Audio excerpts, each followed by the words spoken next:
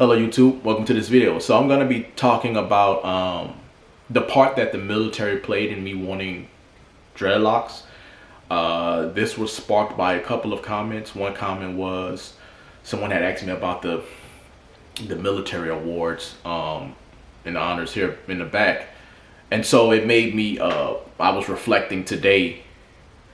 And so one of the things that came up was the military. And so I wanted to, I think I've talked about how the military specifically influenced me getting dreadlocks. If you've been watching the channel for a while, you know that I was in for 4 years. So the part that the military played in me getting dreadlocks was that, for one, when you're in the military, if you've been in, you know that it's every week you got to get a haircut. You gotta have a shave, and not only do you have to have a haircut, you have to have a certain type of haircut. That's how it was when I was in. I don't know if they still rock like that or not, but you have to have a certain type of haircut. You gotta be clean shaven all the time. And so if you see a lot of people when they get out of the military, one of the first things that they do is either grow their beard out, their hair, or both. Because you are constantly under that watch. If you go to the store on the military base, even if you're off base, and if another military person sees you and they know that you're in the military, they're gonna tell you to go get a haircut or ask you why don't you have a shave. You got some people that really care about, or they're really into the military like that.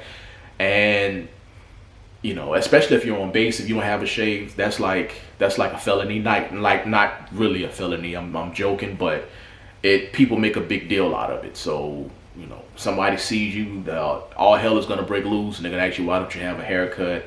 Why don't you have a shave? And they're gonna yell at you. You know what I mean? And so that's how it is. So haircuts and shaving in the military is a big thing. So you gotta think about, if you're in there and I was only in there for 4 years, so, and that was a long time to be going through all of that. So you gotta worry about that all the time. So when you're out, it's like this weight is lifted off of you. You want that freedom and that power to say, I don't have to get a haircut this week. I don't have to shave today if I don't want to. I don't have to shave for 3 months if I don't want to. So that's why a lot of times people grow their hair out, because they're wanting that freedom back. That freedom of somebody telling them what to do with their hair all the time and how to have it cut. And now you get to have it back now for the first time in however many years. So for me, that was a big thing. Like when I got out, I was like, yo, I want to get away from the military as much as possible, other than the memories of the people. So that was definitely one of the big things. I know I've told some other stories as well about things that have, inspired me. But even those things that inspired me, a lot of those were because I was in the military. And because I was in the military, I was able to get more experiences as far as meeting different people, crossing paths with different people. So it's like this. When we had leave for the holidays or whatever, I would instead of coming back home, I would go to one of my homeboys' houses, or one of their states, I should say. And so that let me see different people with, I would see sometimes, especially going to Florida, I would see people with dreadlocks like this, and I would tell them, like, man, when I get out, I'm gonna have dreadlocks just like that. And so it had already been sparked in me. So and again, because I was afforded those experiences with those people and crossing those paths and seeing those people. I remember I got a traffic ticket one time in the military, and I went to court.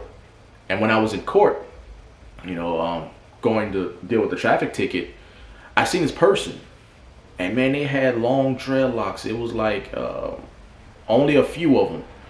Obviously, I didn't know that I don't even know people would call them freeform locks then, but I have seen these dreadlocks, and they were all the way to this person's like ankles. And I remember being in court just staring at them and stuff. So but I was so like enamored with them, you know. And I don't know, maybe if I didn't join, because I had always liked these types of dreadlocks.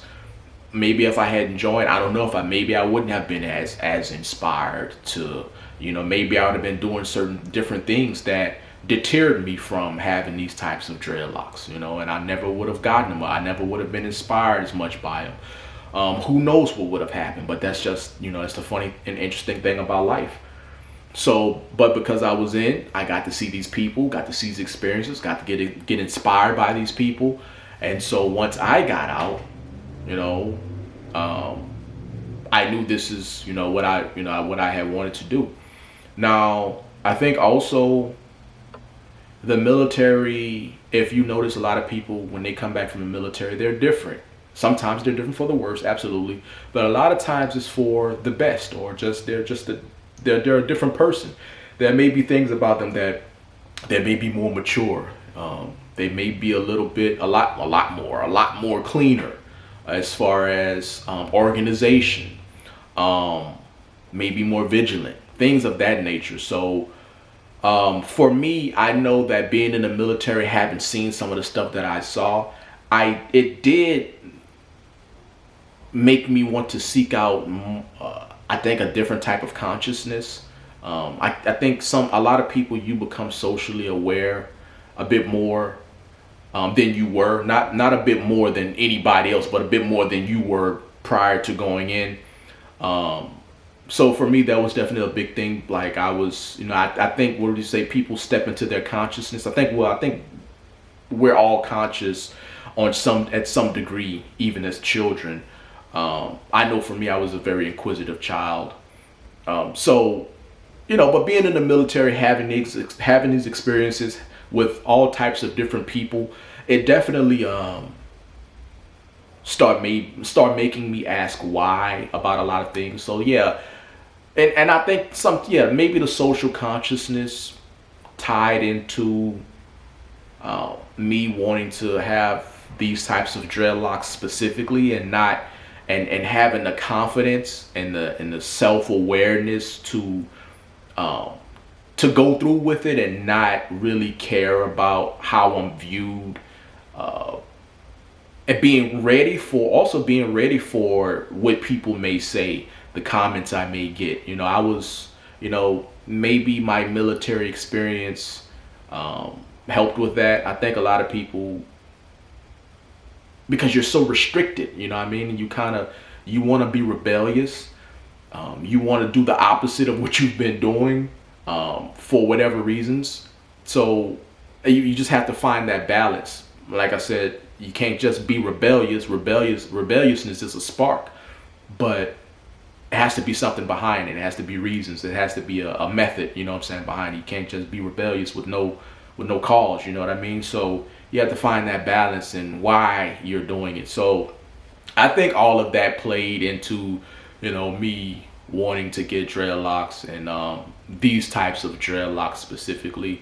So I would say, yeah, those were the things that the military played in, just having that restriction and not having that control of some, you know, when you were in, it's not having the control and somebody telling you when and how to get a haircut. So you just want to be free, man. You just want to say, I just happen to, you know, myself having to choose this type of, you know, dreadlocks. But listen, some people, there's, like I said, there's different ways. I'm just telling you about my specific way, because everybody doesn't get dreadlocks when they get out.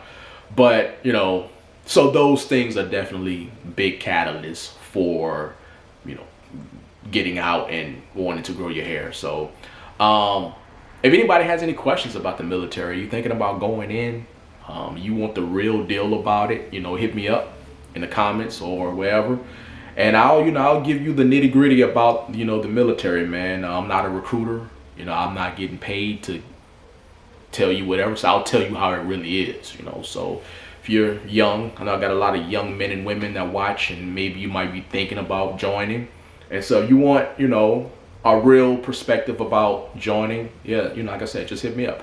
And as usual, I thank you guys for watching this video. I don't know if I'm gonna upload this video before or after Christmas, but if I will upload it before Christmas, Merry Christmas to everybody out there who celebrates that.